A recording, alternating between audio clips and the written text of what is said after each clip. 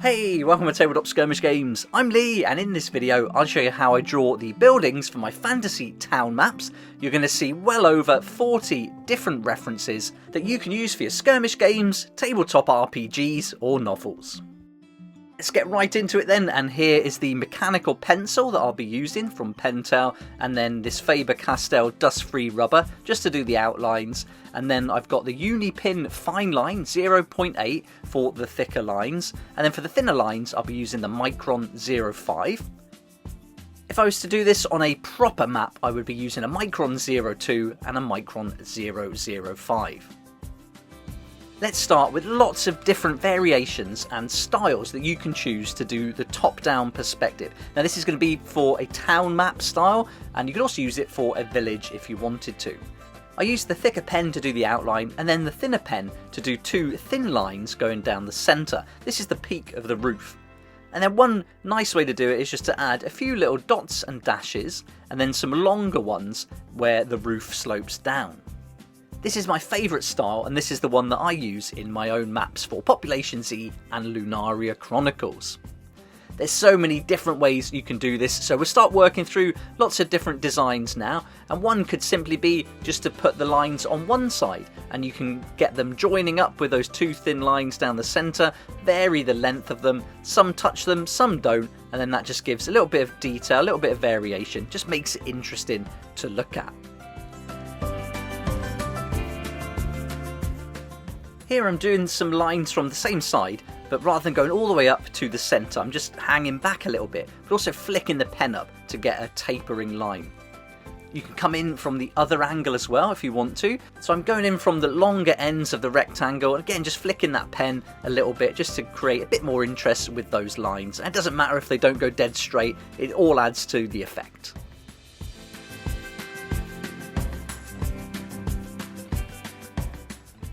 Here I'm doing some dots and dashes, working my way around the edge, and I'll just do a few lines just in the centre as well, just to break up the blank space a little bit. When we do a proper map, we'll probably be shading it in as well, and so just bear that in mind while you're doing this. Normally one side of the roof would be in shade, one wouldn't. Here's another one, a tiled roof. I personally wouldn't do this. This would take a long time, but the effect would look awesome over an entire map. This one I'm just doing some random dots and lines coming in from the edge as well, and just varying it on each side. And then here, just a few lines from the centre.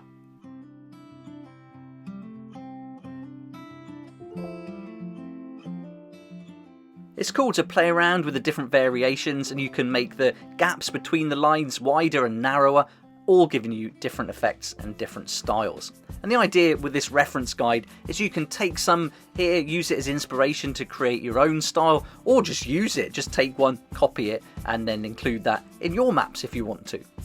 However you do it, it's great to have a reference to hand, and really good idea to get all your icons and your style designed before you start drawing the map. Then you know exactly what you're going to be putting down on paper.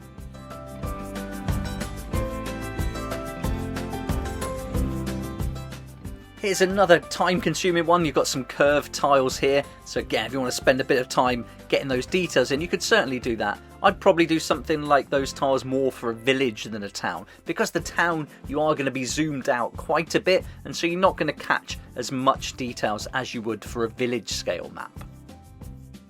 Kind of making suggestions as you go with these little lines. They're going to hint towards it being different materials. We're looking at mostly like tiles and wood and maybe even metals on these ones, and then later on we'll do some that represent straw roofs. Here's a quicker way to represent those tiled roofs, certainly from a distance for a town map. Just do some long lines and then some shorter ones, and that's just going to suggest again that you've got some tiles going on the roof.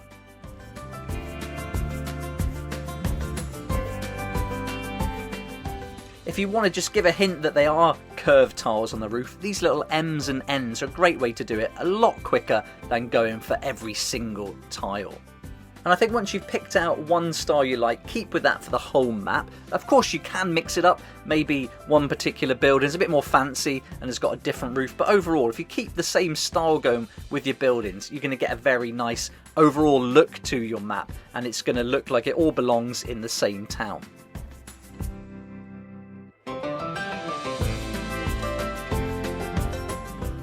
Sometimes you might want to put one line down the centre, and then you could do all the same stars just with that one line to break it up. Here I'm just doing some very quick ones, so if this was zoomed right out and these are going to be very small on a proper map, then you can definitely get away with being quite scruffy and quite quick like this. Even just little dots and dashes and squiggles like this works.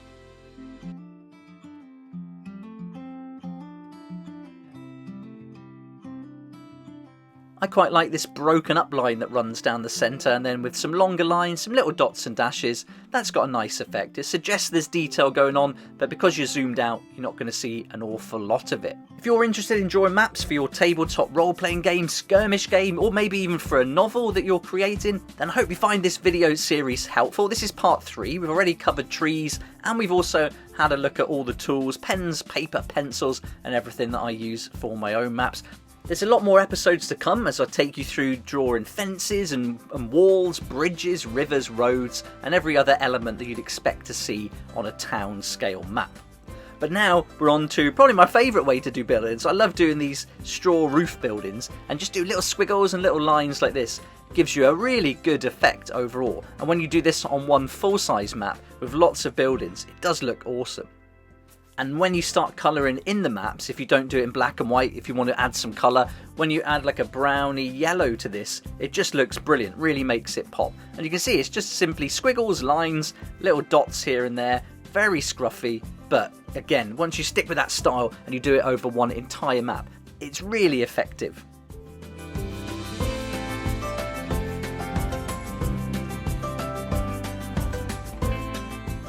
That last one was a bit simpler, but here's a messier one, but I'm going for more defined curves and lines, and then with little squiggles in the centre part.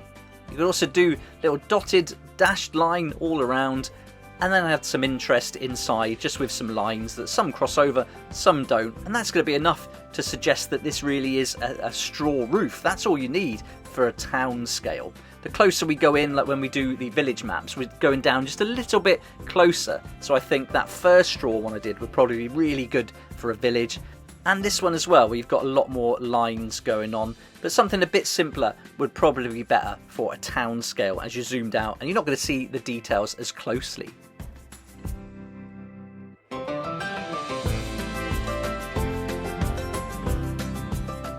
Right, that was 28 different styles you might choose for your roofs, but now let's have a look at some other details and shapes, and we'll start with chimneys. Chimneys really sell the idea that someone's living inside the building, and you can place your chimney in all different places. I like to put them in the corner, like I did with the first one, but you could put them at the end, you could put them in the middle of the roof, just wherever you like, wherever you think it looks the best.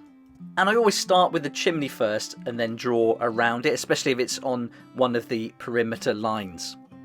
As well as chimneys, we might have some little porches or lean-tos coming off of the building as well. So these can vary in size and shape as well. Some might have two, some might be sloped. And for this, if it's sloped, I'll just put one single line. It won't be as thick as the main roof, so I wouldn't do a double one. You might have a little awning as well, so just represent that with a little wavy line and a few dashes on the top. And then maybe an old broken piece of wood or metal, so you can do some jagged edges just to suggest that. I often imagine these chimneys would have some kind of brickwork that sticks out as well, so a little rectangle with a few dashes in are all you need to sell that idea. And then what about a little fence? This can just be lines with little circles that you join up, and then put a little gate just to show it's open and perhaps someone's about to walk through it.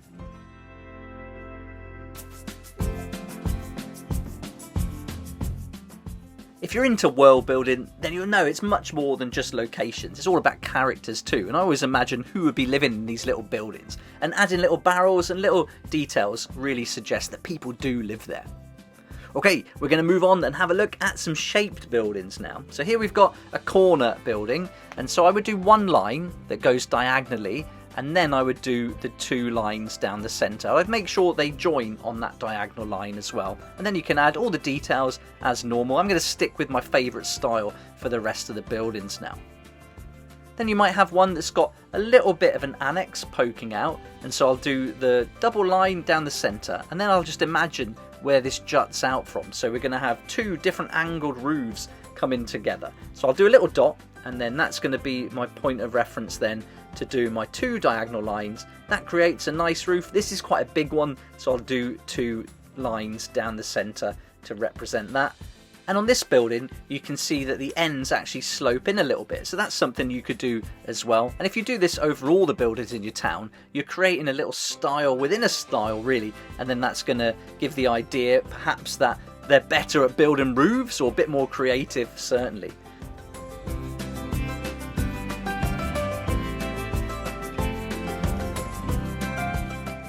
There's a bit of space, so I've drawn this little building, and let's add some stairs leading up to perhaps one of the floors. And so what I'll do is I'll put those lines closer together at the bottom of the stairs and space them up as it gets higher. And then we'll just do a couple of lines down the centre there just to split that roof up. We'll add some little details, add a porch, and that's going to be a slope porch. This will be a flat piece of wood poking out maybe. Add all our details, and then that's got a few things going on, lots of interest. You can already imagine someone walking up those steps, and perhaps that's a higher building, maybe a couple of floors. Some buildings you might want to add some little windows in the roof, and so to do that you just draw almost like a little house shape there, and then that's kind of poking in, just gives you the idea that it pops out. Certainly on a tavern or something, that's going to work really nicely. And just to show that it's sloping, you can add just one single line and then the 2 lines running down the centre of the main roof. And you could do that on either side, on a corner building as well if you wanted to. And here we've got a bigger piece sticking out. This could be maybe a balcony of some kind with a roof attached to it, or perhaps it's a tiny annex that just pokes out the side of the building.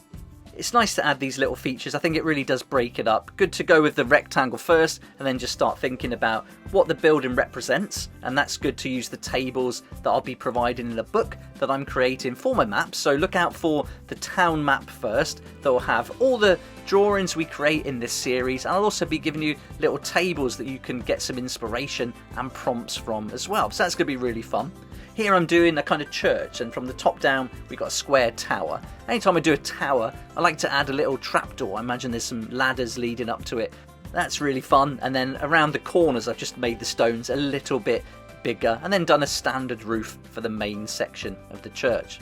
Some buildings the tower is going to be offset a little bit, and then you can put maybe a pointy roof on it if you wanted to. And so I'll just draw 2 lines from the centre going to each corner. I'll try and get them to just be like a dagger shape, so it just represents it sloping down, and then add those details in as you normally would.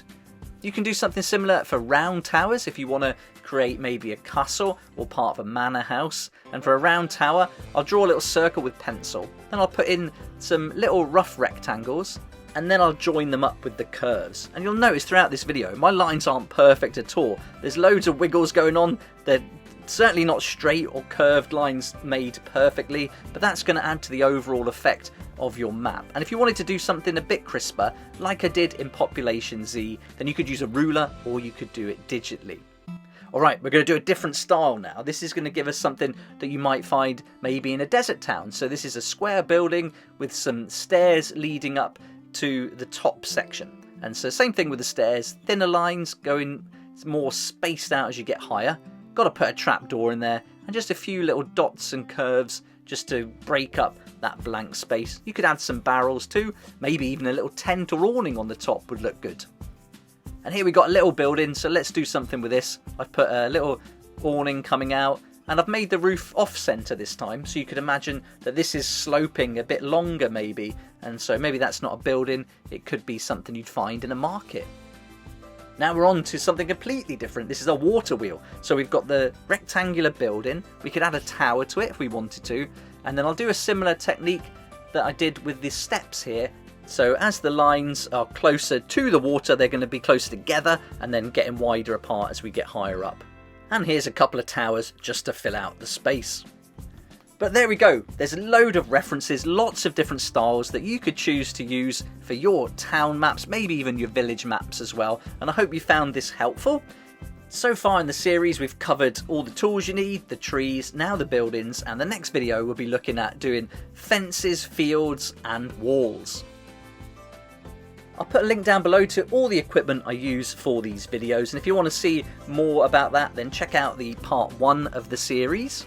I'll link to that and the trees video at the end of this one so you can find it easily. I'd love to know what you think about this, so let me know in the comments section down below. It'd be great to hear your thoughts. And if you're working on a game or a book that you're going to be creating a map for, I'd love to hear about it, so tell us all about it in the comments too. I'd like to say a massive thank you to my Patreon supporters for helping me keep going with these videos, and if you're into maps, then it would be great if you check out my Patreon page. Consider joining one of the tiers. You're going to get lots of freebies as I develop more games like Population Z, Lunaria Chronicles, Weekend Warriors, so expect quests, expansions, zines and missions that you'll be getting for free. Normally you'll be buying those separately on my website, but as Patreon members for the different tiers you get certain perks that include those quests and expansions. I'll also be adding some PDFs from this series so that you can use them as references as well, and that'll be exclusive to Patreons. But thank you so much for watching this video. I hope you liked it. If you did, it'd be awesome if you hit the like button, subscribe for more videos like this one, and I look forward to seeing you next time on Tabletop Skirmish Games.